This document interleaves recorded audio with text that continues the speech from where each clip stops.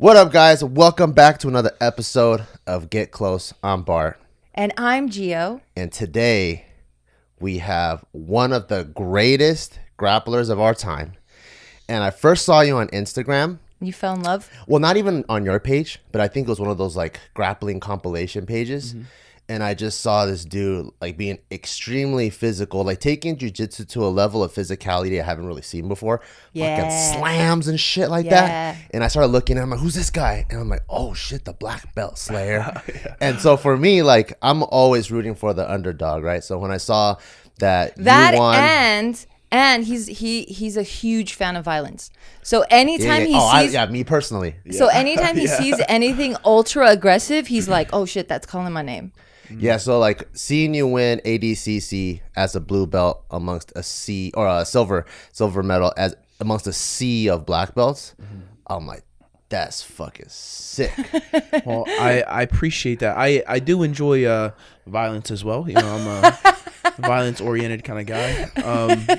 I like to think that I Americanize jiu-jitsu a little bit because I bring the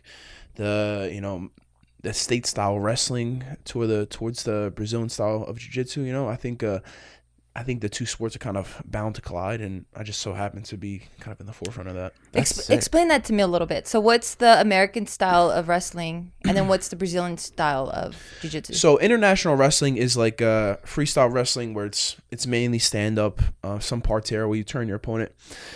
Folk style or American wrestling is... there's a lot more mat wrestling involved. So you take the guy down, you have to turn him to his back. There's a lot more scrambles that happen on the mat. In jiu-jitsu, it's mainly about the scramble. So you take that and you add in submissions and you have, a tournament like ADCC. So I think I just took like the aggressive wrestling mentality, the mindset that I'm going to be on top, I'm going to smash this guy. And I took that towards jiu-jitsu. And I think just like right off the bat, my approach to it, like the intensity that I bring, it was very like it was kind of hindering to my opponents. They were a bit intimidated, and just because I think people aren't used to training at like a high pace or like the kind of output that I bring to competition, it threw a lot of black belts off, and just kind of paved my way and got on in there. Did you train like that too? Like in practice, do you go like, is it 100%? Yeah, I don't feel like I've done anything unless I feel like I've destroyed my body that day. Like I want to go as hard as I can every session. Granted, like there's days of the week that, like for me personally, my best days are usually like Tuesday, Wednesday, Thursday, where I can treat it like competition, go harder. And then, I have other days maybe I'm banged up and I'll just, I focus on more technical aspects, not so much competition oriented, but, kind of sharpening all the tools that I have. Yeah. So I think it's about balance for sure. So when were you like, oh shit, my style is actually really effective? Was it like during practice where you're like, oh fuck, I'm smothering these guys? So I started jiu-jitsu kind of like on an accident. I just quit college after my freshman year. I was modeling a little bit in the summer, and I was like, hey, that's not manly stuff. You're right. You're You're saying like manly stuff. You're right. Yeah, call him out, Mark. Call him out. Me there. Well, you need money, so like. Yeah, exactly. I needed money, so I was modeling a little bit. And I was like making enough money to like. Bro, and don't even say it like that, because like it's not like, so a lot of people will say they modeled and they're like modeling for fucking like penny saver type shit. Like, you were actually signed to like a pretty major agency. Yeah, I mean, Wilhelmina, if I'm pretty sure they're the biggest health and fitness models. They're huge. Oh. Yeah. So I signed with them. Like I did like a few photo shoots with like Instagram people. I just DM'd them and they were like, all right, well, I'll shoot you for free, no problem. I sent them my photos, drove up there, and they were like, all right, like we'll sign you, we'll book you some work. And it's not like male models, and I don't know, maybe I make like, I don't know, $2,000 a month, which is like, for me, I have to drive 3 hours to New York anyway, so it's all going to gas and food anyway. So pretty much my summer after my freshman year in college, I was bouncing, working at Home Depot, and like doing modeling and stuff. So while I was bouncing, a few of the guys were like, a few of the guys were trained jiu-jitsu, and they were like, listen, we could destroy you because we did jiu-jitsu and you just wrestled. And I was completely against that. I was like, just a bunch of shit talkers. Yeah, just a bunch of shit talking. So finally they convinced me to go to practice. I trained with them, and the first time I trained with a couple of black belts, and just like my buddies from work, I just destroyed them. I was like staying on. Shit. I was staying on. Shit. I know. The first time. First time. Holy. Yeah. Wait, were they shit. the guys talking the shit too? Yeah, guys talking the shit. Oh my God. And the guy that owned the school was a black belt, and you know, I trained with them. Like they couldn't sub me at all. I just took them down, took their back. Like I didn't do anything, but you know, I was on top, and I pretty much won. I felt like I won. What was the guy that was challenging? What belt was he? He was a purple belt, but he was a competitive purple belt. So he, you know, he does like IBJJF and stuff, which is pretty good. And he's a big guy. He was my size. Damn, and he just fucking whooped his ass. Yeah, right off the bat, just with wrestling, and then like I watched Wow. UFC, so I was like, all right, if I stay out of these bad positions, I'll be good to go. Was it in a gi? No gi. Oh, okay. I've put a gi on like 3 times ever. Right, almost never put a gi. You just on. never attracted you. You just didn't like how it limits you. The first time I wore it, I like trained a little bit, and I just got burns everywhere. Like my face was what had like you know, Hey, that doesn't rug sound burn on manly it and either, stuff. dude. I don't. He's like, I only play basketball with a helmet on. But you know what's more attractive than wearing like a gi is a jack dude shirtless. True. Going against another Hey, jack dude. all So right, it's all like, right. That's That's pretty good. manly. My mind's Brought it on back. the money there. I gotta, you know, bring in more attention. So that's where I was. So was that like, you're like, oh shit, I'm kind of good at this thing. I should like stick to this a little bit more. Yeah, so I did the first training session, and then after that, I hopped around like a few different gyms in South Jersey, and I found a home at South Jersey BJJ where it was like I was having tougher times with their black belts and stuff. So I commit there. I trained for like 2 weeks, and I meet a coach, Jay Regalbuto. He's like, dude, you should compete, right? We do a competition in Wildwood. I scored like, no lie, it was like 70 points to 0 in my like 5 matches. Oh shit. In this open division, it's like local black belts, all levels. You know, like obviously not world beaters, but high level guys. Wait, How long have you been training for? Thank you. You read my mind. 2 weeks. 2 weeks. 2 weeks, yeah. Just so wrestling since I was damn. 12. Wrestling since I okay. was 12. But jiu-jitsu 2 weeks. Would you say when you were wrestling, you were that dominant too? No. I was like I was good in high school. I was like seeded 7th going into the state tournament, which is in New Jersey. Jersey's a really tough state tournament. I didn't place, but I was seeded 7th going in.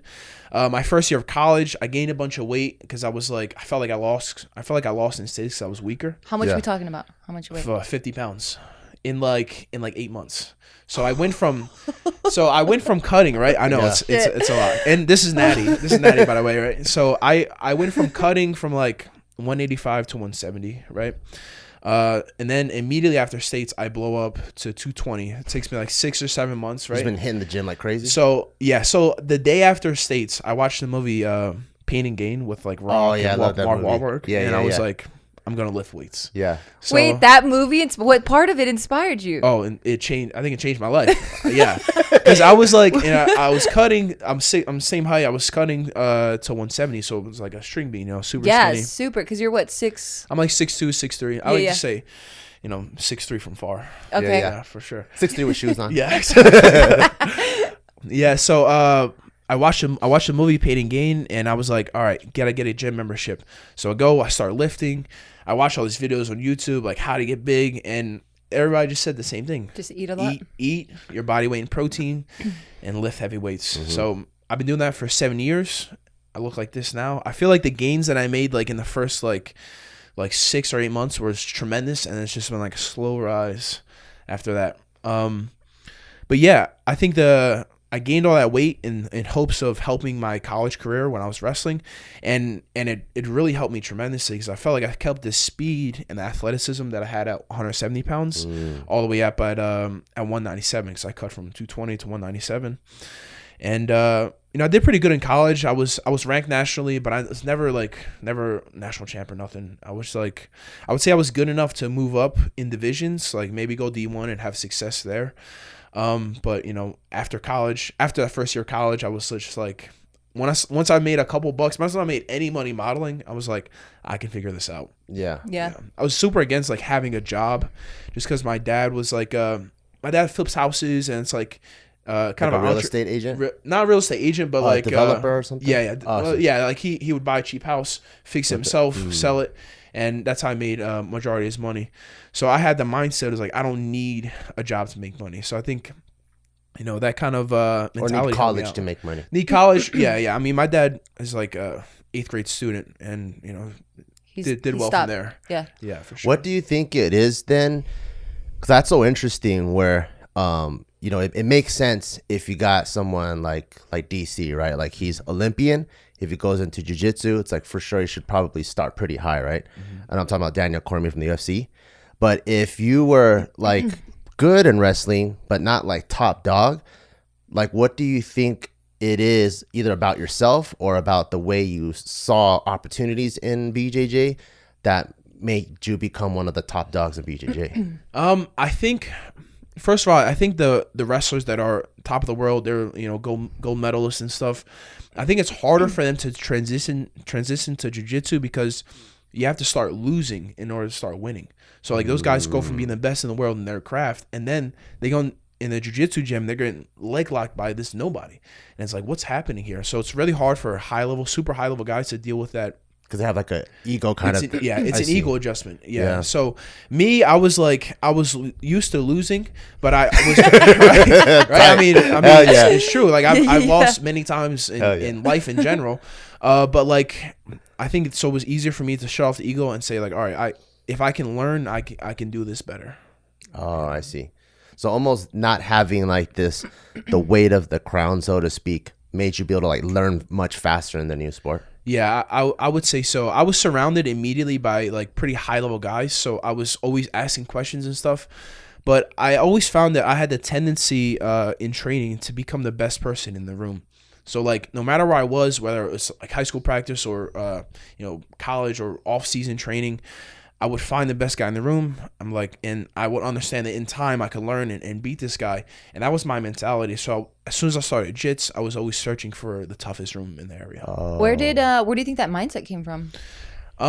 Definitely wrestling. Like, I want to say in high school, I would train in off season at this place called Seagulls Wrestling Club.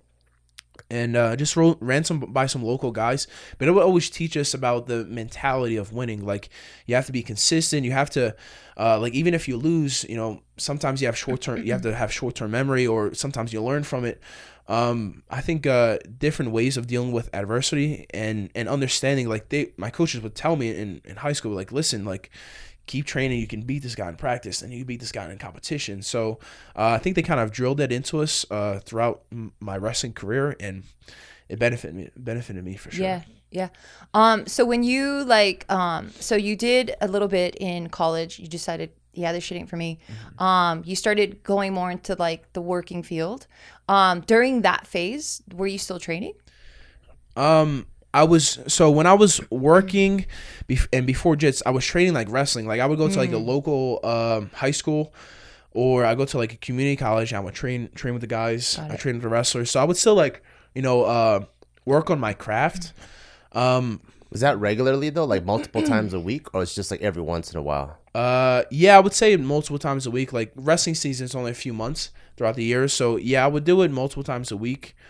I was addicted to wrestling since I started. Like I would think about it every day. So I always knew, like, even when I wasn't wrestling, I was thinking about it. I could never get off my mind. Like never a day went by that I wouldn't think about competition or just something that had to do with wrestling. Oh, damn, that's wow. awesome. Speaking of like your love for violence, when did you first realize that you loved violence? My first wrestling practice, I'm like 12 years old, and they're teaching us headlocks, right? And at the beginning of the practice, that already sounds fun. At the beginning of the practice, they're just showing us technique and stuff, and then at the end we go live. And right when we start, I think I get headlocked, and then immediately after I stand up and I headlock my training partner. It was like this huge throw. Guys, his feet goes in the air, his back lands on the mat, and I was like, after practice, I was like, this is the hardest thing I've ever done, and I need more of it. So I think that was my first taste of like aggression or just like realizing that like if I learned it a little bit, I could beat this guy up. And that was very attractive to me.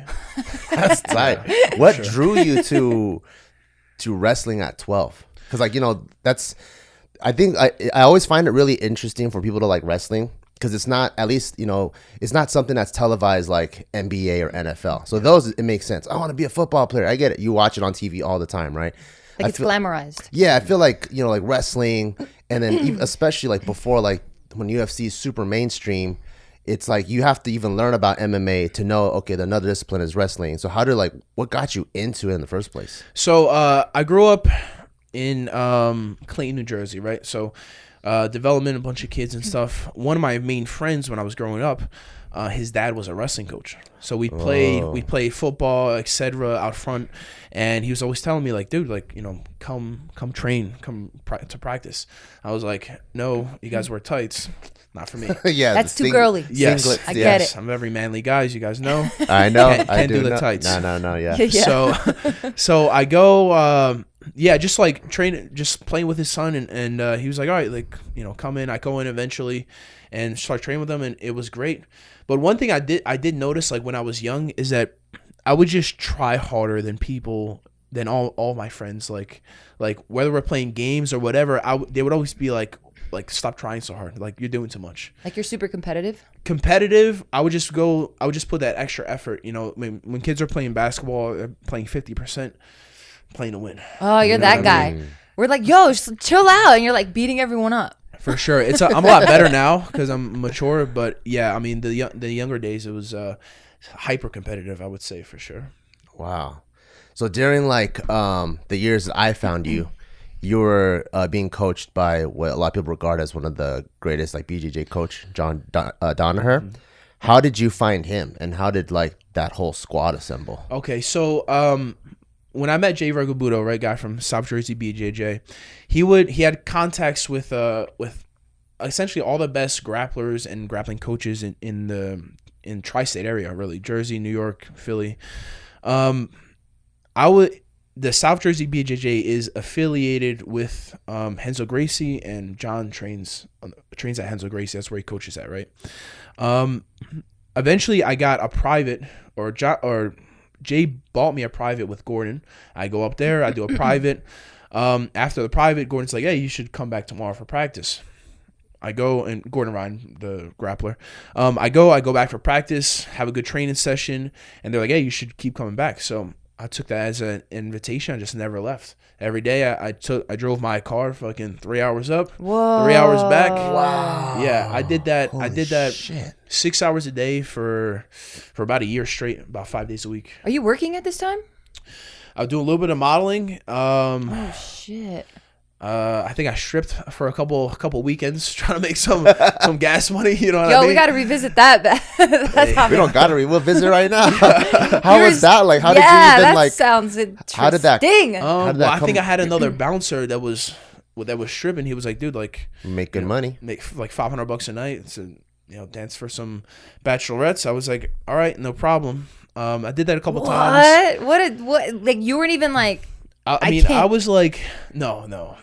I know what I got. You know what I mean? Yeah. I know what I can provide. Right? Hell yeah. Right? Yeah.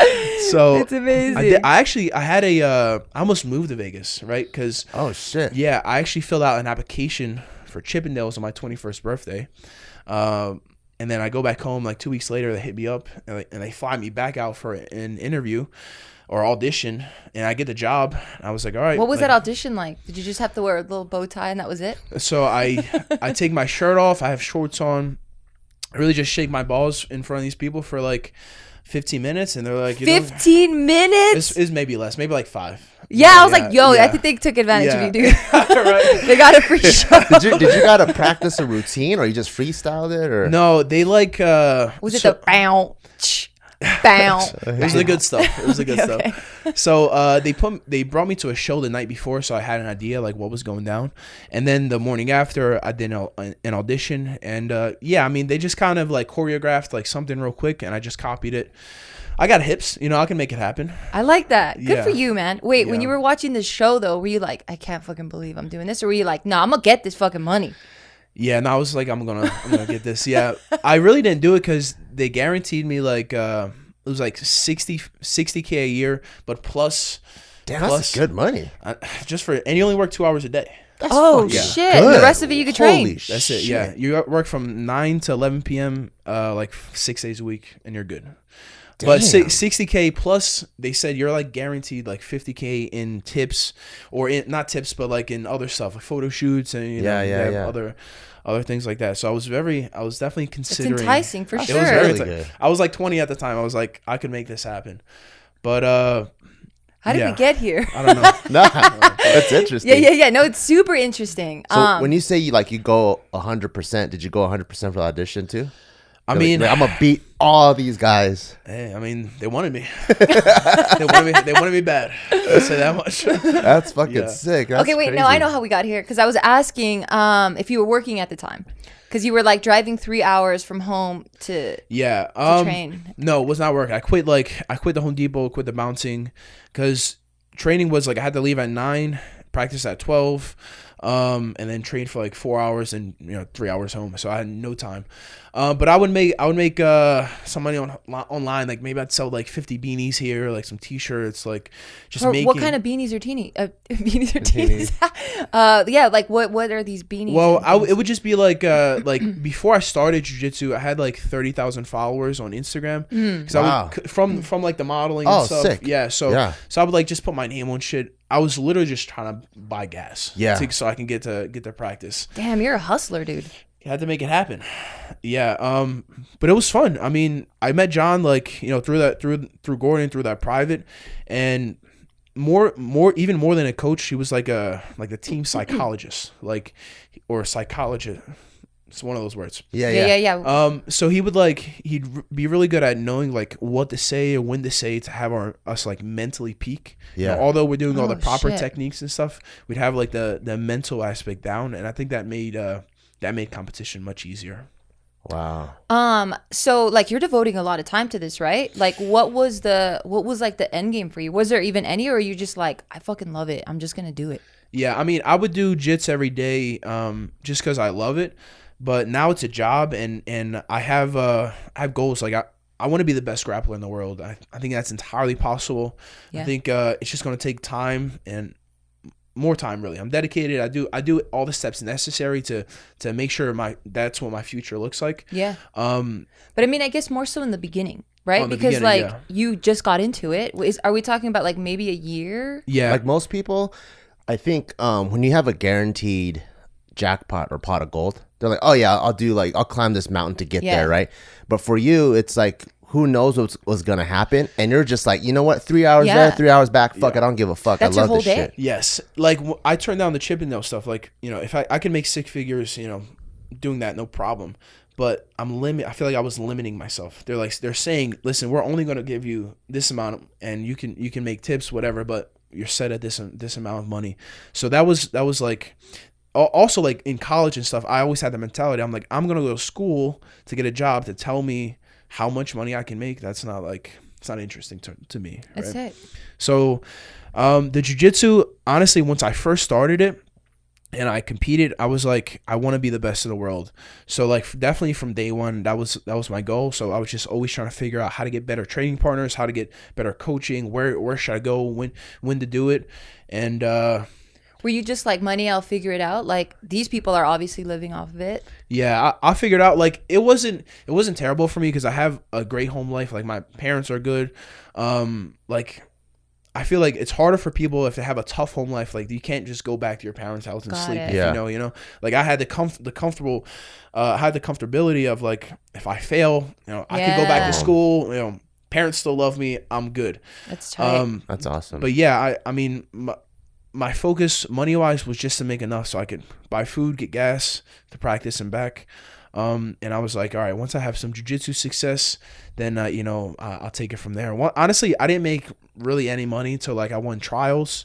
And then, I was able to like kind of live up by myself after I placed in ADCC. This podcast is brought to you by my favorite ZipRecruiter. If you've heard our podcast, you've heard me raving and ranting about ZipRecruiter and how I've used it and how I love it and how it's saved me so much time. ZipRecruiter is like a family member or a friend or a partner, right? That helps you live life and makes life easier for you. So I remember when I first got pregnant with Taika, I was still, online and running my businesses, and I'm like, holy crap, how am I going to do this? But thankfully, I had my mom in my corner who was there to help me babysit, to guide me through my pregnancy, to guide me through the first time being a mom, and it was a lifesaver because not only does she like instill so much knowledge in me, but she also saved me so much time so that I can have my hands literally in all the things I had prior to having Taika. And that's what I feel like ZipRecruiter is for business people. It's like if you own a growing business and need to hire, ZipRecruiter makes hiring so much easier because they do the work for you. And right now you can try it for free at ZipRecruiter.com/getclose. ZipRecruiter uses its powerful technology to find and match the right candidates with your job post. You can easily review these recommended candidates and invite your top choices to apply. Additionally, ZipRecruiter has a complete suite of tools that makes it easy to filter, review, and rate your candidates. One of my favorite tools, by the way, that I've talked about so many times. 4 out of 5 employees who post on ZipRecruiter get a quality candidate within the first day. Can you imagine that? Like, amazing. Guys, don't sleep on it because I did say you can try it for free. In fact, the hardest thing that you have to do is to remember our special URL, which is ZipRecruiter.com/getclose. That's where you're going to get the ZipRecruiter for free. So again, ZipRecruiter.com/getclose. GETCLOSE. Thank you very much. That was like, Was it so with trials? Why is that a big deal? So why did it change for you? So ADCC trials, it just gives you like a bit of recognition. In order to make it into ADCC, which is the Olympics of Jiu-Jitsu, you have to win the North American trials. I was able to do that in like 8 months. So once I won, holy shit! Yeah, it was fast. It was very fast. I'm not just ADCC. Better watch out. 8 months. Swing on through, man. Yep. That's tight. Yeah, it was cool. And then, so once I won the trials, I was able to like, make a couple $1,000 from like competition and stuff. And I'm not tied down to any contract. So like, I compete when I want to compete. Like I could have 4 competitions in a month. I could have 1, 2. So at the time I was competing a lot. I was doing like 3 or 4 a month for months at a time. So holy crap. I was able to save up enough money, get my own place up in New York or North Jersey, and then ADCC happened.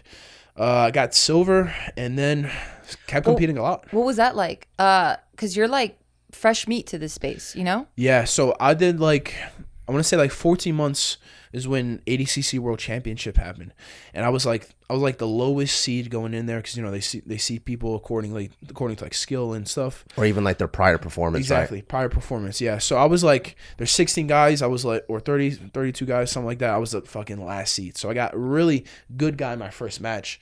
What's the process to even getting to the last? I'm sure you got to do all kinds of qualifying tournaments. So there's actually there, right? So the sport's a little bit different. Like in the Olympics for wrestling, you have to win multiple tournaments to even make it to the Olympic trials. In ADCC, there's only one tournament. Although there's 200 people in the weight class, maybe holy shit. Like this weekend we have ADCC trials in Vegas. There's over 1,000 competitors, and there's only 5 weight classes. Yeah. So how many matches are people doing a day? So I mean, I think to win it, if you're gonna win it, you're probably gonna have like 8 or 9 matches in the 2 days. You probably have 4 in the first day, and maybe 4 or 5 on the second day. Damn. Yeah. So you have to win like 4 matches to even make it to the quarterfinals. So it's a busy weekend. But man, if you can do it, you're one of the best grapplers in the country, and then you're in the biggest grappling tournament in the world. So it's kind of a shortcut. Like I like the fact that you can beat anybody and compete at ADCC trials, and if you win, you're in. Yeah. That's dope.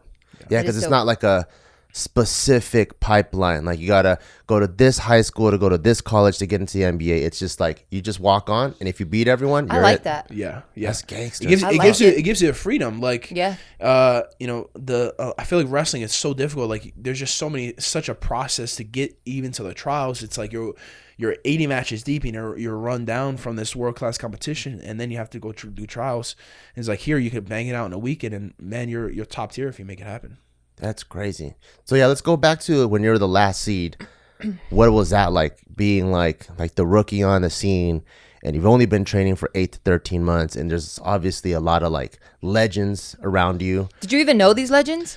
Because you might not have even known. You would have just been like, they were like, dude, you know who that is? And you're like, nope. I guess but I'm he's gonna fuck supposed him to up. be good. Yeah, these guys were like superstars, you know, like especially in the jiu-jitsu world. But like I never focused on like watching their matches or anything, because I feel like if I watch my opponents compete, I'll be thinking about like what they're gonna do, like you know, what's their game plan and stuff, as opposed to just thinking like, all right, I'm just gonna take this guy down, stay on top, take the back, choke him. So I want to say my first ADCC World Championships, I had like very limited knowledge. Like I could only take the back and choke an opponent. I didn't have anything else. So the game plan was very simple for me. It was like hand fight, wrestle, that's where I'm good at, get on top, and stay on top. So against much bigger opponents, I knew I could wear them out with my hand fighting later on in the matches, and then, you know, try to take advantage of them as time went on. My first match was against a guy named Muhammad Ali, 6'5", 260 pounds, shredded, right? Huge behemoth of a guy. And I honestly felt no pressure, just because I was like, all these guys have the pressure. I'm the new guy. I'm not supposed to even be here. Wow, what a good mindset. Yeah, I was like, these guys have all the pressure. I'm going to go out there. I'm going to do exactly what I do every day. I'm going to hand fight. I'm going to wrestle. I'm going to get on top, and I'm going to do what I can. And first match goes down. I throw him at the end. I get my hand raised, and I'm like, all right, go back to the locker room and get ready for my second match. Shit. Yeah. How far away was the second match? I want to say like maybe 25 minutes. Oh my God. So it was a 15-minute war. I have like 25-minute break, and I have to go right back out for battle. And it was like, I wasn't nearly as nervous as I thought I was going to be. And it's honestly because I wrestled so many matches. Like I've had like hundreds of wrestling matches, and I've had crowds where it's like, you know, 10,000 people in the tournament. So like an event like ADCC, which is, you know, it's a world-class event. I felt like I've been in that environment before, so I was easily adapted to it. Damn. Yeah. When you won the first ADCC, was it with John Donaher? Yeah. So I was training with John, the first ADCC for maybe like 6 or I would guess about a year, right? Maybe like 9 months to a year. I was training with him consistently, like 3 to 5 times a week. And then once I you know, had success in ADCC World Championships, I was able to get my apartment and train with him, you know, 7 days a week, no problem. But John, you know, changed my game. He's a super knowledgeable. You know, he's the best jiu-jitsu coach there is. But again, like I was saying earlier, like the psychological aspect that he gave to us was very beneficial.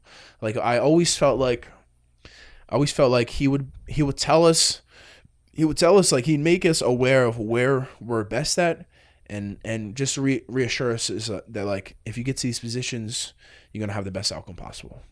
With him being the best coach, what was like the reason why you guys like parted ways? We parted ways. It was a few factors.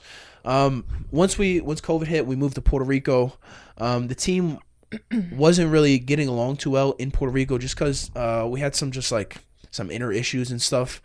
And it was honestly a lot healthier for us to split off and do our own thing. So we came here we came to Austin. We set up B Team Jiu-Jitsu in Austin, training out there now. John still has a couple of guys that he trains with in Austin, but on a separate side of town. Because they moved to Austin too, right? Yep. Honestly, Austin's I would say the capital for jiu-jitsu in the U.S. I mean, it's got to be. It's got multiple schools, really high-level guys everywhere you go. And, yeah, I mean, like, we separated because it's definitely more beneficial to go our separate ways. We were just having a little bit of animosity in the room, and it was taking away from our ability to learn and progress. Oh. Yo, that's really mature to like point that out and just be like, yo, like this isn't a healthy environment for people, because like you have to keep in mind like everyone's coming in like with different backgrounds, different mindsets and stuff, and I think that's very natural. Yeah, it's when you have too many lines in one, then it can get rough. You know, like yeah, that's all I'll say. For sure. Who coaches you now, or do you ever still like ask Donaher for help or anything like that? So I honestly I have a team full of my coaches. So like the team that I was with, it was, you know, the full DDS was Gary Tonin, Gordon Ryan, John Danaher, Ethan Krelestein, myself, Nicky Rod, Craig Jones, Nicky Ryan, Damian Anderson, and essentially 5 of us are still together, and like, you know, 2 or 3 are separate doing their own thing. So I have the same coaches that I always had, excluding John and Gordon. I have Craig Jones, I have Damian Anderson, Nicky Ryan, Ethan Krelestein. So these are guys that, like, although I was in you know, practice with John, like John's running the session, every day I'd ask these guys questions. Like I'm the kind of guy that I have to be one-on-one in order to learn. If you're teaching a class, I'm walking back and forth. I'm wandering my mind somewhere else. If I'm one-on-one, I'm hyper-focused. I'm learning immediately. And so I still have extreme progress because I understand now, like, what questions I need to ask and how to ask them. And then I have the tools. Like, my training partners are also my coaches. So like I learn, like, just as I feel like children do the same thing. They learn from their peers, maybe more so than their teachers. So, you know, I'm constantly learning from my peers, and I feel like no matter how much I learn, I'll always have more knowledge to gain. Damn, that's dope. That is dope. Was there ever a time outside of the gym that you were like, you ever had to use any of your wrestling or jiu-jitsu? Yeah, so when I was bouncing, right, my the violent stories. Yeah. So before jits though, when I was bouncing in, you know, in this intermediate section of my life, the second weekend I was bouncing, we're like clearing all these college kids out, like, go home, you know, it's midnight, we're closed, 2, 3 a.m., whatever. These guys were getting riled. They were getting like angry. We were trying to close the bar down. As I'm escorting these guys out, one of their friends like sneaks behind me, grabs my neck by the back, right? Oh no. So I turn inside of him and I land in like a belly to belly body lock, pick him up, put him on the ground. Yes. Right? You slammed his ass. Yes. Put him on the ground, right? And one elbow to the face, and he starts fucking seizing on the ground. Oh shit. Yeah, so that was rough, but I mean, stop season. Stop it. Maybe that would have helped, but yeah, it's honestly, fighting is so dangerous, especially like outside of like a sanctioned environment. Yeah. I mean, if you fight on the concrete, like, your head hits the floor. That's bad. It's very bad. Yeah. So like, I only elbowed him just because he choked me. That's kind of like, you're trying to kill me, you know. Yeah. So I had to put him away, but that's really the only time. You put him away, all right. Yeah, that's really only. Oh, also, all right. This one time too, like they're all coming back. Yeah, so like the day I met my girlfriend's parents, right? We're in their yard, and they're like, her brother was there with his friend. His friend was my high school football coach. I played football like freshman year. So he was like assistant coach. He's drinking and stuff. He's like talking about my wrestling skills and whatever. He's like, well, honestly, I could beat you in a fight because I played football. I'm like, I'm not interested. No problem. He's like, oh, well, we should box. I'm like, I'm not interested. Like, if you want to fight, that's one thing, but I'm not gonna box you. You know. He's like, we should do it. I was like, all right. We go down to the grass, just in front of your girlfriend's parents' house. Out back. Everybody's watching. Her family. Were they like into it though? They were like, yeah, you should do it. They were like, I think they were pushing him because they didn't think he was gonna like. So it was funny. It was like funny at first. Maybe, I don't know. For me, it was serious immediately. Like, you're challenging me. You know, you can't. But no one's stopping it. Like, oh, wait, okay, it's cool. It's just. I think they were curious. Oh, okay. I don't blame them. I'm curious. Yeah, because he was bigger than me. He's 6'5". He got a few inches on me, a couple pounds. Yeah. So immediately, we go down to the grass. I was like, listen, like, I told him again, like, I'm not gonna box you. I'm gonna fight you if you put your hands up. He's like, all right, let's go. As he puts his hands up, I take a shot. And I break my right hand on his face. Yeah, I hit him twice with the right hand. Each eyebrow was just shredded, bloody, broken hand. And after the second punch, I grab the neck and I look at him in his eyes. He's like, stop. I was like, all right, buddy. I just walk away. And that was it. Wait, what is no, that's not it. What is the room doing? Is the room like, oh? Yeah. Oh, they were impressed. Yeah. Yeah. Like, what? Nick, you can come over anytime. I mean, I love it. Yeah, my girl's parents was like, you should probably marry this guy. So I was like, all right. It seems like I got it in with the family. We're doing well. Yeah. Oh shit! This is a tight family. Yeah. So those are the only time, and other than that, you're just like, nah, it's really dangerous. I'm not about it. Yeah, it's fighting. I'm like, I mean, now I'm like, if I'm gonna fight, I better get paid for it. Yeah. But yeah, fighting is dangerous. And I mean, the UFC guys they're crazy. Honestly, getting in the cage is like I'm a super fan when it comes to fighting. I watch them all the time. Big UFC fan. But I think it takes a different kind of like mentality switch to step in that cage and say like, all right, I'm trying to beat this guy, but like I'm trying to kill him. Trying to kill him, right? Because that's what you have to do. It's a sanctioned fight. It's a sanction. You got to try to kill your opponent. I'm a big fan of it, but I do understand that fighters are a bit crazy hopping in there. Would you ever do it? I would do it if it was like I would do it if it was like if it was a substantial amount of money and the opponent was like really bad. Like I was just gonna, Oh, that's tight. You keeping it real. Oh, come on. I'm all about an easy payday. If I wanted to fight, I would either do it like that, where it was a really bad guy and a lot of money, or I completely dedicate my life and I try to be the best in the world. There's no really in between. You can't really do both, right? Like best grappler and best fighter. It's like so hard. Yeah, I think it's the highest. I think the highest level grappler in MMA is probably Gilbert Burns. Super high level jiu-jitsu, and world class fighter. But to be the best in both, like it blows my mind. Like fighters trying to be the best fighter, because like I'm just trying to be the best at one subject, and there's so much to learn. There's absolutely endless knowledge that you can take in and learn with jiu-jitsu. So it's like it's almost overwhelming thinking about the boxing, the Muay Thai, the knees, the elbows, the cage wrestling. It's so many aspects of fighting that I would feel like it'd take a whole nother lifetime to be where I wanted to be in the cage. Where you would be happy with yourself. Yeah, where I'd be happy. I wouldn't be happy unless I was, UFC champ, best in the world.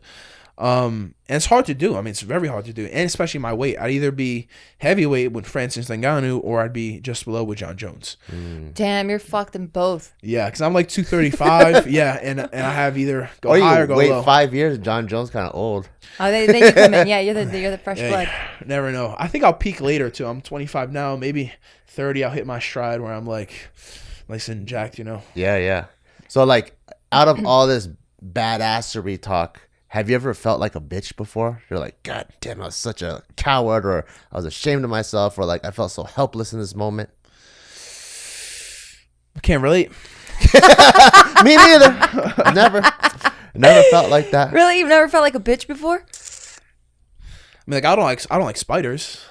No, but I'm not gonna run away. But what about when you're like 4 or something? Or like, did you ever have like a bully, like a bull, like he was 10 and you were like 5? Nice. And that's why he became the juggernaut that he is today. It was just out of your control, I mean, I have an older brother that was, was rough, but typical older brother, nothing crazy.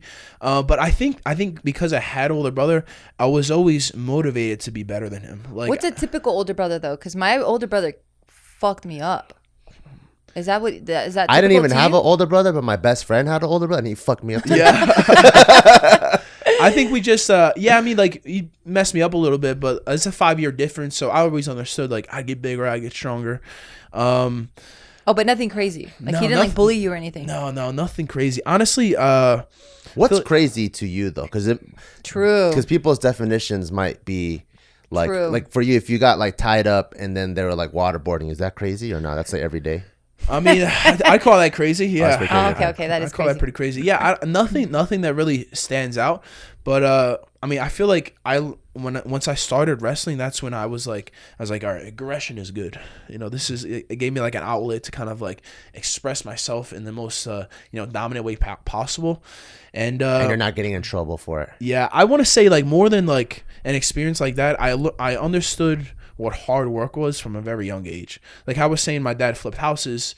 Well, since I was 3 years old, I was swinging a hammer. I was every day after school, or even before I was able to go to school. I'd be in the houses, I'd grab stuff from, and then when I was able to do stuff, I'd help them with things, learning how to flip a house in general. My dad would always say like, you don't want to work as hard as me your whole life, right? So like work hard now and have a plan. That way your future is set up. So I always understood like what the extremely hard workers do. And I was like, all right, I just have to find a field to work this hard in now, and then eventually I'll be set. So I think just that mentality kind of carried over to life and definitely was beneficial. That's cool that like you were so smart at a young age, and you kind of knew like the path and almost formula to the life that you wanted. Yeah, I was like, I mean, my dad flipped houses like, from top to bottom, concrete work. You're in the basement, you're doing roofs, all of it. So I was like, all right, I definitely don't want to do this. So let me figure out a way to find something I love and just like put the same effort towards that.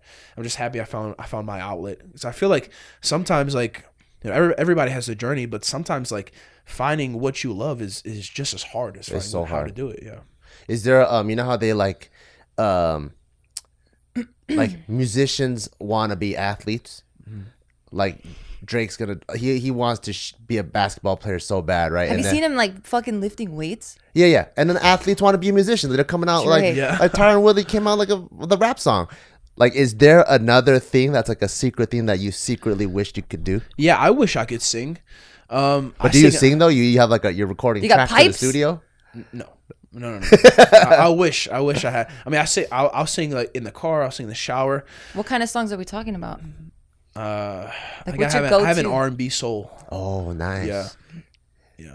All right. But yeah. I mean, I feel like I have the looks, or I could sell a lot of records. I just don't have the voice, so we gotta balance it out. So let's say you had a genie that was like, okay, all right, Nicky, here it is.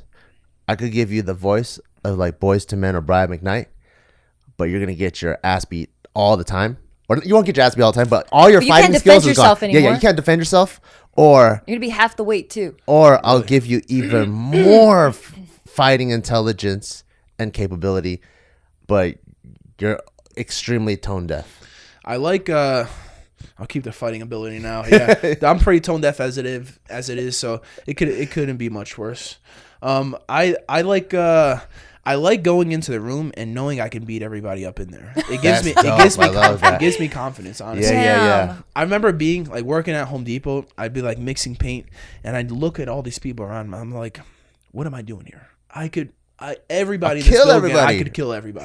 right? And I thought that was weird at first, but what's weird? The mindset, or that everyone else is incapable? I thought that me thinking like that was weird at first, but it's just who I am. Like I always see like. Yeah, I don't think that's weird at all. I don't think that's weird. Yeah, well, that makes me feel more comfortable. Yeah, I don't think it's weird at all. I mean, you're just aware of what your capabilities are, right? Yeah. So then I get it. I get it. I've done that a lot too. Like, because we're like in the fitness space, right? Mm-hmm. So then you just kind of see people and you're just like, oh shit, like I could beat her ass. Not like that. I'm not a fighter. I'm not a fighter, but like I'm just like, damn, like people really don't give a fuck about being capable. Yeah. And that to me is like physically capable, and that to me kind of blows my mind a little bit. You ever been in a fight? No, I never have. Really, never? Never. I think it's because honestly, I think it's because I'm a big bitch, and like I think I kind of come off a little bit intimidating to people. I want to fight you. No, dude. I'll pick my fights. I'll fight. I don't know. But I just got into BJJ this year. I've never liked any contact sports. Like I played volleyball. Like that's how little I like contact sports. You stay on that side of the net. Yeah. Yeah, like, and even in volleyball, like we don't ever touch each other. But then this year I was like, dude, I gotta stop being a bitch. Like I gotta get over that mindset. So honestly, it's pretty gross. Like what I do every day. Like I've seen you, bro. It is gross. I'm sweating on top of other men. It's disgusting. Even like, especially in Austin where it's humid. Oh, dude. Like I look at the mats when you guys are done. I'm like, that thing just looked like someone poured water. I feel like it smells fucking gross, and it's like fucking steamy. I feel like some days I go in there practice, and I like. I'll start sweating. I'm like, this is so fucking nasty. I'm just like, I'm face to face with this hairy dude, and it's like, yeah, it's rough. It definitely took some, adjusting. How you wrestled? What are you talking about? I wrestled for such a long time, and still I have days where I go into practice. I'm like, just don't fucking touch me. Like it's like if I'm on bottom, like that's one of the reasons I really don't like playing bottom too much, because I like having somebody on top of you sweating down on you. Ugh. Not for me. Not for me. Yeah. Yeah. I would grapple too, like in practice, no rash guard, like shirtless for a long time. And now sometimes I put rash guard on when I'm feeling like, don't touch me. You know, it's like my insecurity coming out. I don't know. Yeah. Just the sweat and stuff. Just the sweat and the fucking other people's hair. It's gross. I love it to death. I love it to death. But if I think about it too much, I'm like, this is disgusting. It is disgusting. That's the same thing that makes me like it though. So I wrestled in high school. The hair and the sweat. No, like the men in tights, so listening, sweating. I wrestled in high school, right? And everyone's going through puberty, right? So there's times where like after practice, you see someone's face, there's popped pimples, like whiteheads and blood. Oh, yeah. You know, because you're just fucking grinding heads and all that. And then so when you think about it, yeah, it's disgusting as fuck. You're like, oh man, I saw this dude all day. It was a hot day. Practice is after school. Yeah. So this guy's been wearing that shirt from morning until now. And now I'm going to wrestle with this guy. But then the minute someone has your life in their hands. Yeah, it's all of that shit goes out the sure. window. So what I like about it, it kind of trains you to go, don't care about bullshit. That it's like bullshit. In 1 second, it's like, germs. But the next second, when you're fighting for your life, nothing really matters. Got to get out. Yeah. So that's like what I really like about it. Yeah. So you guys are in the fitness like space, right? How'd you guys get your start? Because you have obviously a huge following. Where'd you gain your first like notoriety from? Ours is kind of like it's fucking windy. So we started out doing short films. So we're in the comedy space. Okay, that's how it first started. That's where we got our biggest recognition from. So we started. Well, Bart started this this comedy channel with his other partner called Just Kidding Films, and we were making a lot of short films, like a lot of satire. That's why he would dress like a woman. Like it was just all comedy stuff. Think like old school In Living Color, Chappelle Show, like that kind of stuff. Yeah, that kind of stuff. So then that's where we got our following from, and that's how we grew the fastest. And we've always just kind of been like, I played volleyball in college. I've always been into like sports or like lifting or like exercise. He's been lifting for years. Well, you tell it. I'm all like telling you your story. So you guys started it together? No, so I started with we weren't together at this point, but me and my partner, we started the whole comedy channel.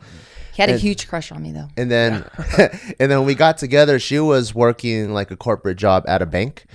And when me and my buddy graduated, it was kind of those like, do we do the slow and steady thing that everyone does when you graduate college, find that corporate job?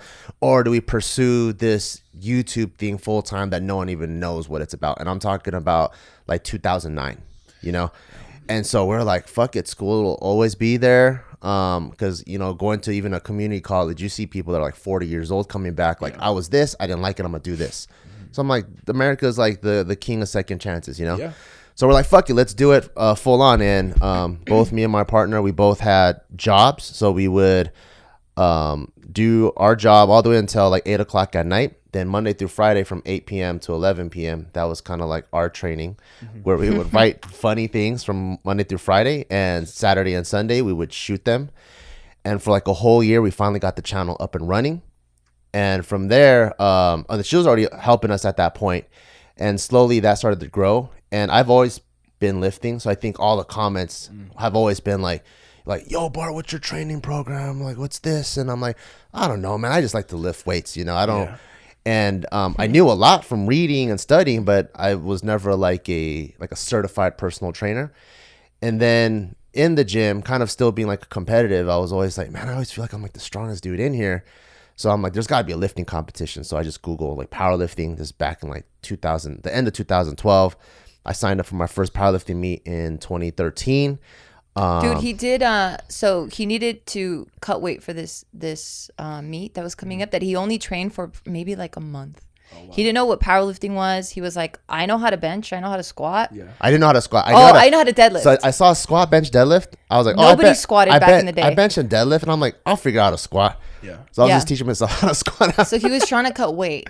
From a wrestling background, he was wearing like trash bags and shit. And just, I only know the way that I knew how. Miles. You know, so I was like running 3 miles before I was going to lift. Oh, wow. I was like, this is the only way I know how to cut. Yeah. So yeah, I cut weight. I did my first meet. I got first place. Hooked. The community was so sick. Well, the community was very, very much white. Almost no minority. He's the only Asian guy. I'm the only other like tan person in the room. And I was like, holy fuck, this is fucking weird. Yeah, it was like an all white place. And there was me. and then like 10 of my other Asian buddies in the corner. Yeah. That's what's up. Yeah, so I was like, oh, fuck it. And then I fell in love with it. And then there was no powerlifting gym.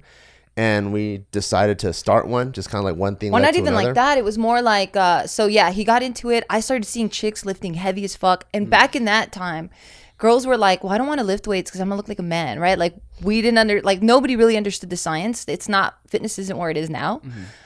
So like girls just want to do cardio, right? But then I started seeing these hot fucking babe chicks like squatting like several hundred pounds and deadlifting several hundred pounds. And I was like, I want that. I think that shit's sick as fuck. So he was like, at this point we're living in a garage and he's like, hey, do you think like we can have like our own little like gym inside this garage? And I'm like, dude, fuck no. Like we barely have any room to like live here. I was like, we don't need a living room. We just get a squat rack, put it in here. We're good. I was like, so at that point too, we were still like making these YouTube videos, working from home, like shipping out our own merch. Like there was just no way. So he's like, what if we just like rent a container? Like, you know, like those truck containers. Yeah. He's like, what if we rent something like that and we just like park it outside the office? And then people heard of that idea and they're like, dude, if you do that, like I'll pay you like monthly for that. So then we started going, oh shit, I think we kind of have, I think we should start our own gym. And the goal honestly was just to have our own training facility and have the members pay for the rent. And that's it. Cause that wasn't the main focus. The main focus is to, you know, produce films or like make comedy shit. So most of your content was YouTube based? Yeah. Yeah. Okay. Yeah. What when you guys are living in the garage, what's your following like? Bro, is this your podcast? The fuck? Oh, sorry. No, I'm kidding. At that time, no, I'm kidding. Probably like 100,000 followers on YouTube. Oh, really? Yeah. So like, I would say did that in a year? No. So we started in 2007, and we probably broke 100,000 maybe after 3 to 5 years, I would say. And 100,000 back then is not the same as what it is tremendous now. Yeah, I mean, yeah, back then, yeah, for sure. Yeah, but we couldn't. I don't think on our YouTube, I don't think we could make a living to have like a staff because it was me, her, our director, and my other partner. We had 4 people, and in the beginning, like the channel might make like $5,000, and we're splitting it, you know. And we weren't even getting paid yet. Yeah, like we would like our director was getting, I don't know, like $1,000 or something, and we were like still living off our savings, and it was. Yeah, we were like... it's kind of like your start, right? Like where you're just like, I love this shit. I'm going to do it regardless. Just pay for my gas. Yeah. It was like that for us, where it was like so fun that we're like, we're broke as fuck, but we're so happy. Yeah, we're at B Team, we started a YouTube channel, but we're kind of learning like it's a different algorithm. Like there's different things that attract people. Like I've been studying the guy Mr. Beast. Oh, yeah. And it seems like all his videos, granted, it's like super high quality, but like his frames are super fast. It only lasts like, you know, a couple seconds per frame. Yeah. The thumbnails seems like you need a really good thumbnail, a really good title for it to blow up. Yep. So I'm learning little by little. Eventually we'll blow it up, you know. Yeah. I think ultimately if you're trying to blow up your YouTube, you just got to make stuff that the people want. And that's what's tough sometimes. Because sometimes you want to make the stuff that you want, but it might not align with what they're looking for. So like, for example, when we were doing like our early sketches, like when you're doing these videos, like we're artists, right? So we want to get our expression out, and we'll do something that maybe we thought, oh, that was kind of cool, and it would blow up in views. The smart thing would be, let's do another variation of this or make this a series. But we're so like quote unquote artist about it, you know, and then we're just now we're gonna move on to something else. So that actually limited our growth versus just, oh, this does good, let's do more of this. And I think that's what Mr. Beast does really well. Really have to pay attention to the audience. Right? Yeah. Gotcha. Yeah, I mean, it's a fine line because you also have to do shit that's really true to you, because I feel like that's where the longevity comes. Because we've seen a lot of our peers like not stick to who they really are, and they experience like burnout or like mad depression, and like their life seems pretty fucking miserable, and we're like, oh shit, yeah, we're just gonna keep being clowns on this side. But it's I think fun sells. Like if you're genuinely enjoying it, like I think your audience is gonna recognize that. Yeah, I've seen the stuff that you're doing like on your reels and stuff. Excuse me, where you'll like pick up on like trends and stuff, and I think that's fucking smart. Yeah, I'm trying to figure it out. I don't know. So social media just seems like the best way to like make a name for yourself, even if you don't do anything. If you can have an iPhone and make some kind of content, you can figure out a life for yourself. Yeah, it is pretty tight. Yeah, and then so fast forward to us doing like Barbell Brigade was only supposed to just be a gym. We created like an apparel component to help fund it, you know, like selling merch and stuff. But then that kind of took on a life of its own. And then then I think we started getting recognized from other people in the fitness space, which wasn't even part of the plan. Like we weren't ever trying to do something and go, oh, we want to be in the fitness space. We were just like, okay, let's have like our own private training thing, and we'll give it a cool name and logo because we just like those kind of stuff. And then the fitness space kind of sought us out, and then so we're like, oh, like, well, then let's like collab and be more involved, and it kind of just kept growing until what it is today. Yeah. I'm a fitness fan. You like fitness? I like looking good. You like that more, or you like the grappling more?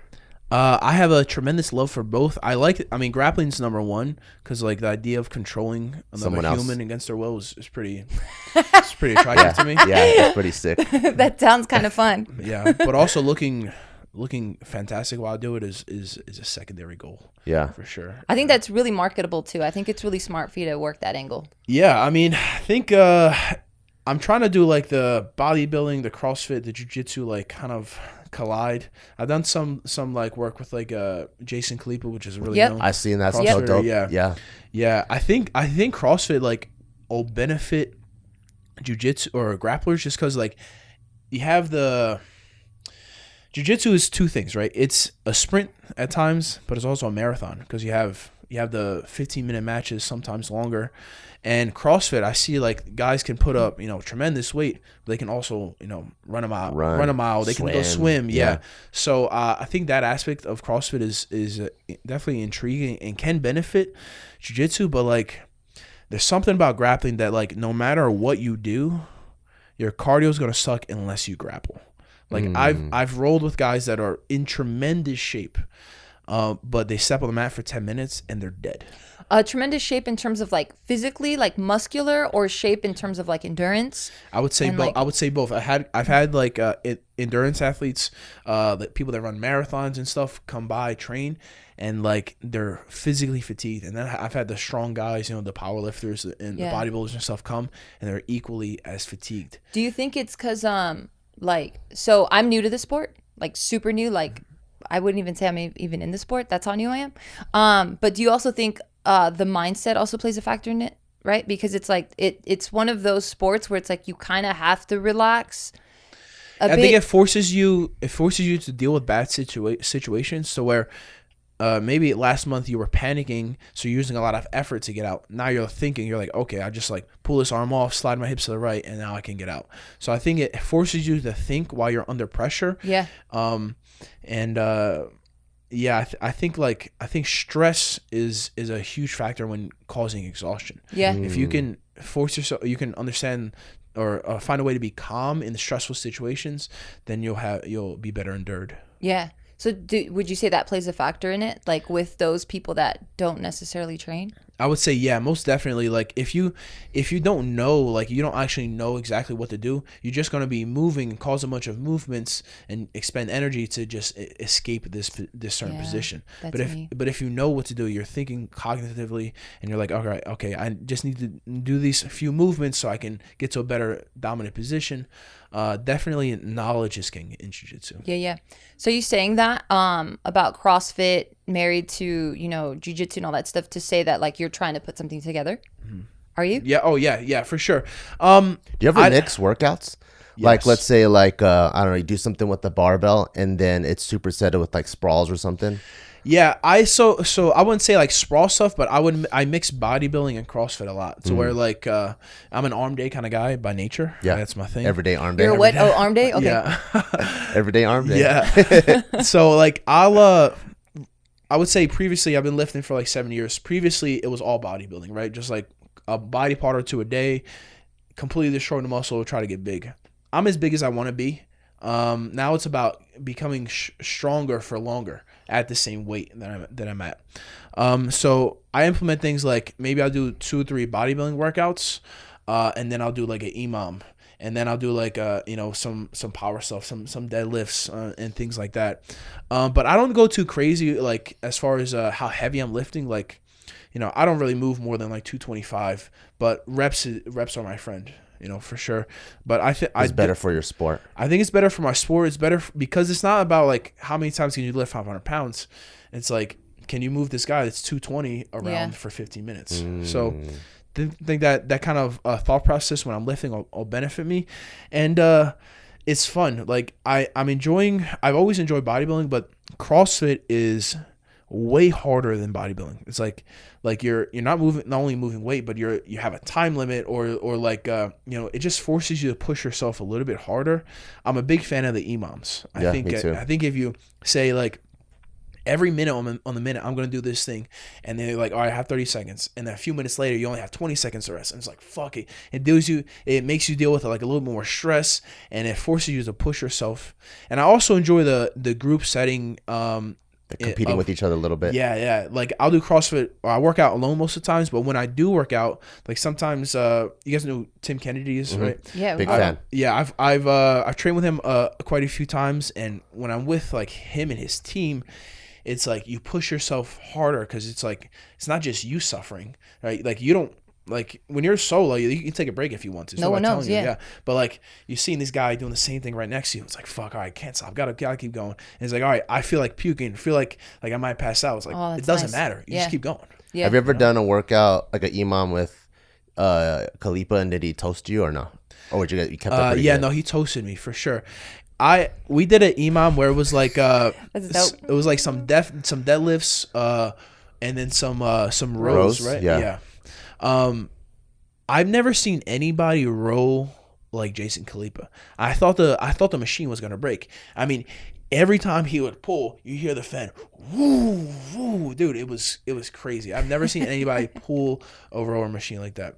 But the first time I met Jason, first time we worked out together, we did a imam for 10 minutes, and it was 10 burpee imams, and I never did a burpee before. It was pretty rough. Fuck, you got wrecked. Oh, I was trash. I mean, I made it happen. Like I completed it, but yeah, it was very hard. The first workout I ever did with Jason, it was like this imam with the assault bike, and you have to hit like a certain amount of calories. I forgot what it was. It was something unreasonable though.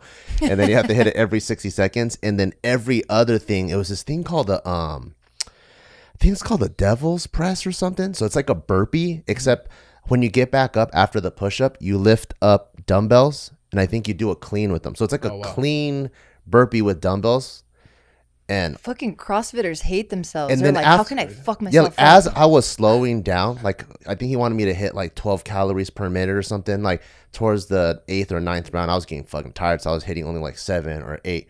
And then I would look over at his bike, and it would start saying like 13, 14, 15. Yeah. I'm like, this fool's speeding up. What the fuck? Yeah. This is crazy, dude. Yeah, he's in tremendous shape. I mean, I'm a big fan of the CrossFitters. I just like when people like try very hard. Like if you're like, it blows my mind. Like the first time I worked out with Jason, I didn't know people put out that much effort. Like I was like, all right, I'm gonna go in there. I'm gonna put in work. And just the level of effort that he puts forth, it's like opened my eyes. It's like, all right, I can push harder. Yeah, for sure. I've recently seen you boxing or like sparring. What's up with that? Yeah, I mean, I just did that for other content, really. Initially, I was like, oh shit, is he gonna try to either get into boxing a little bit, or is he trying to do like an MMA space? So I was like, I just pulled up to for the views. Yeah, I have some friends that invited me to do like a boxing like workout with them. We just hit the bag and some mitts and stuff. But honestly, I've only done it like 2 or 3 times, and it's fun. It's a good workout, but like I'd much rather spend my time either doing the CrossFit, the hard stuff, or training jits.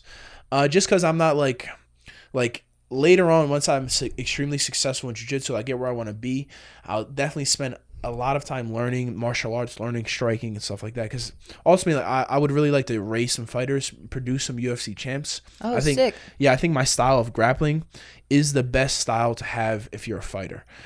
So in the future, once I complete my grappling, once I'm done grappling, I definitely want to spend some time learning, gaining as much knowledge as I can. That way I can be a really fantastic training partner for fighters and hopefully produce some champions. That's dope. That is dope. It would be cool if, like, right now they have all those like influencer celebrity boxing matches. Oh, it'd be cool if they start doing influencer celebrity grappling matches. That'd be sick. Yeah. I mean, I'd box an influencer. I mean, for sure. I just want to. I wouldn't want to box a. Who?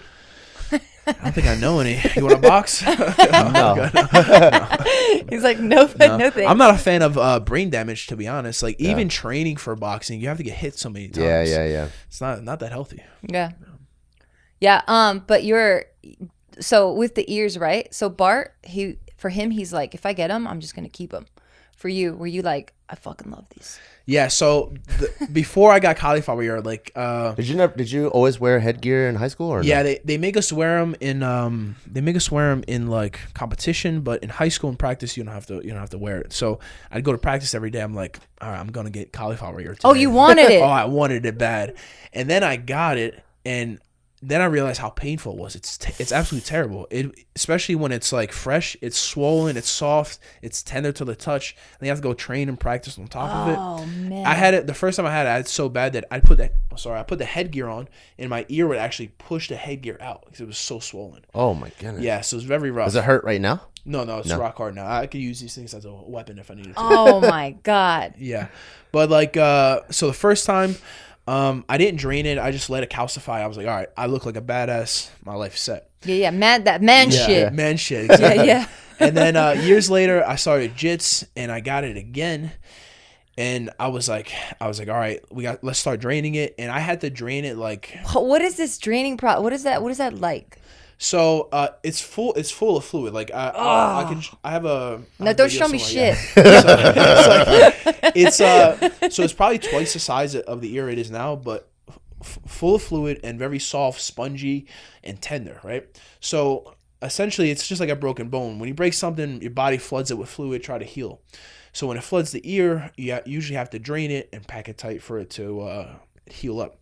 I was draining it like 3 or 4 times a week for maybe like 2 months. Because every time I drain it, I go to practice. I wear headgear in jiu-jitsu just because like the ear was so bad, and I get hit and it swell up, and it was rough. And honestly, it took months for it to heal, and then like I think jits is worse for cauliflower ear than wrestling. Like I wrestled for years and only got it a little bit, and then I go jits and like pulling out of submissions and things like that just absolutely destroy your ears. And it makes me look like a badass, which is cool, but definitely it caused a lot of pain for sure. Yeah. Guys, if you ever see anyone or any girl with cauliflower, don't fuck with them. Like fuck with the person next to them or something, not them. Unless they're a shorter, older man. He's probably the coach. Don't do that either. Yeah, don't do that either. Shit, I was gonna say something and I forgot. Fuck. My bad. I lost it. It's cool. Well, we'll end it there. Thank you so much for coming on our podcast. It was really eye-opening. It was cool to just like pick your brain and hear like how you ascended this journey and also where you want to go, and go ahead. Yeah, no, it came back to me. I'm sorry. I know No you were worries. trying to close it out. This is how I wanted to close it out. What was the highlight moment for you? Like what match or what moment where you're just like, fuck, this is glorious, and it's been like the peak memory up until now. And then we'll end it there. It could be a match, like public, Yeah. or it could even be like something that happened in private, like training too. I would say the second best. Yep. I would say the second best was winning trials. Right. When I won trials, it was like I was like, all right, I did this. I'm in the fucking biggest tournament the jiu-jitsu community's ever seen. Time to get to work. Right. I was like, you get that rush of dopamine after that win, and I was like on top of the world for a couple days. And then I would say the number one was beating Cyborg in ADCC, right? When was this one? This was ADCC World Championships 2018 semifinals, match before the finals, right? So I go through the gauntlet. I have Muhammad Ali. I have Orlando Sanchez, huge guy. Oh, yeah. 360 pounds, just massive human. And then I have Cyborg, right? Cyborg's probably the best guy that I've seen so far. And everybody, people are like, there's no way this blue belt is going to beat Cyborg. So I go out there, I do some good wrestling, I end up taking him down, and I get a bunch of like advantages where like I'm on top, I'm being the aggressor, right? I get my hand raised out of the decision, I look over, and he's like on the ground, he's like freaking out. There's a very iconic picture where Marcus Buchecha is like one of the best grapplers ever live. He's staring at Cyborg. Cyborg's on his knees, like crying to the refs, and I'm just sitting there with my hand up. And I think that is probably one of the most iconic moments in my career, because it was like no matter how long this guy grappled, I was able to shut down everything he's ever done for the past 25, 30 years of his career with just a little bit of strategy and effort. I said, before I step out in this match, I'm going to outwork him. I'm going to get him tired, and I'll make him break. And by the end of the match, all he wanted to do was quit. What was he crying about? Did he have an injury? No, he was crying because he thought he won the ref's decision, but like all he did was just I would attack, he would do a movement, I'd reattack. And that happened 50 times that match. So I was attacking way more throughout the match. There was no definite points or anything that happened. No like definite movement.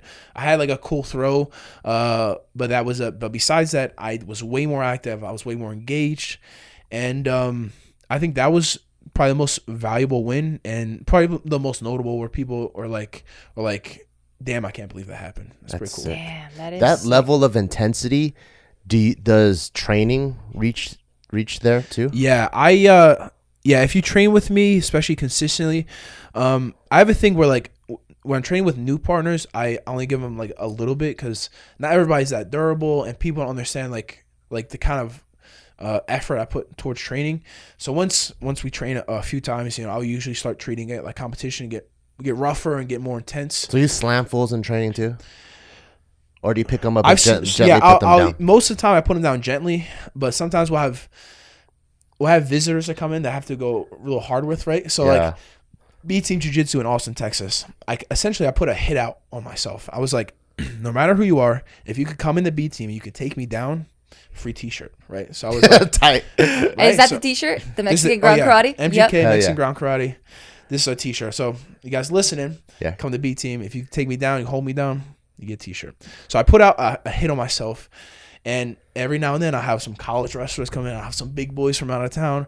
And I'm like, all right, it's go time. How do they come in, like a martial arts, fucking an Asian martial arts movie where they're like, you, now, full samurai suit. They come in, let's do this, right? So long story short, I've never given anybody a T-shirt. Oh, that is a fucking short ass story. Yeah.